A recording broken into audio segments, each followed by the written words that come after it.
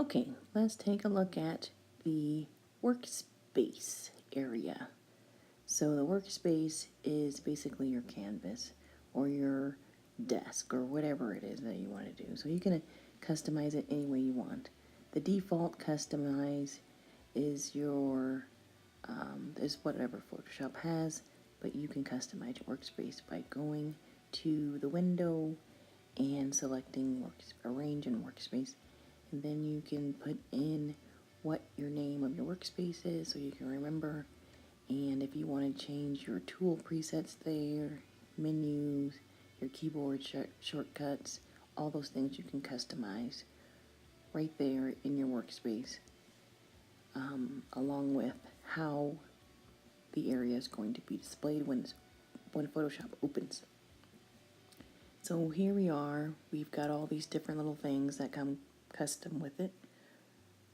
Majority of stuff I don't use, so you can close the whole entire group, or you can close the area or the window that you want, either by clicking on the X in the window itself or going to the top toolbar and clicking on the window, and that has a whole bunch of selections on there. So you can do several things different ways, or one thing several different ways in Photoshop. You just have to get a little time and just know where things are and what they're supposed to do. So here we are, play with your workspace. I'm going to play with this here and show you what I normally have in my workspace for latent print examinations. Layers will be your best friend, so I definitely want to have the layers window. We're going to do some actions today. We're also going to be looking in the history and doing tool presets and brush presets. So those are all windows that you can have in your workspace if you want. You can move things around, you can connect things, you can make them look float on the canvas of your workspace, or you can smush them together, you can put them to the side. It doesn't really matter. It's however you want to grab those particular tools. And these are very customizable, especially if you don't want to use the keyboard shortcuts. So go ahead, play with it, see what you get.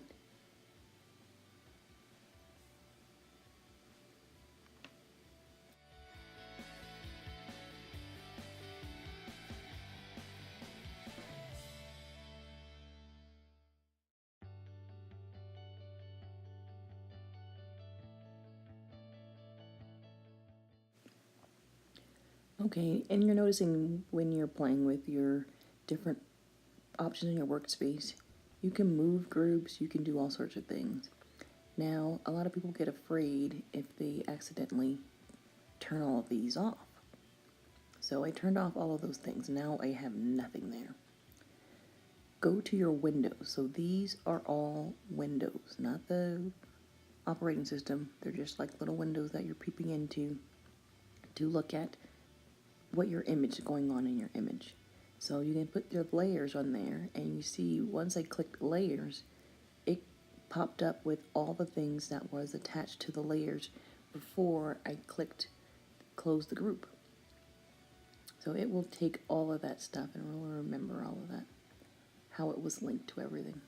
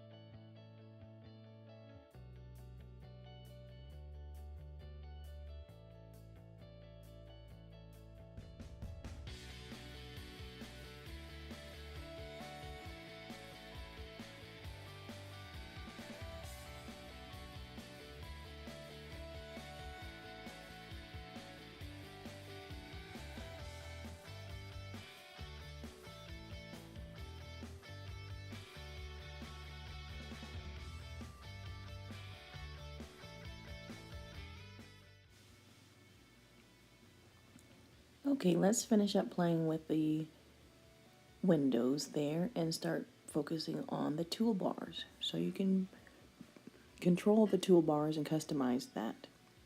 So the toolbar is the area of just a whole bunch of icons on the left-hand side of the screen. All of the toolbar icons are under the left side of this toolbar customize window. There are things that I don't use, so they can go to the extra tool side. You can select groups of them, or you can move single icons or single tools to a part. If you notice that your area is highlighted, if there's not a space, it's going to be underneath that toolbar. If there is a space, then that means that's the next icon that you'll see in your toolbar. Just go ahead and look, move around things, and then look at the left-hand side where all the icons are, and you'll see them start moving. So if you don't like something, you put it away into the extra toolbox. It's not gone forever. It just happens to be hidden or cleaned up in a nice little container, basically. If you think of those as containers, it'll make a lot more sense. So I like the move tool. Definitely at the top, they move a lot of things. And let's see, we've got the rectangular marquee tool. That's like your selection tool. So you can go ahead and play with all these little tools. If you're not familiar with what the tool does, you can play with the tools first by coming out of here and then opening it and just moving things around and just using the tools. If you are familiar with the tools and you don't like the preset keyboard shortcut, like for the move tool that was M, you can move it, you can put something else there. If you are going to use keyboard shortcuts, so you can customize it right there. You can use the move tool in the toolbar, or you can use the keyboard shortcuts by placing an M or whatever have you in there. Whatever makes sense for you. So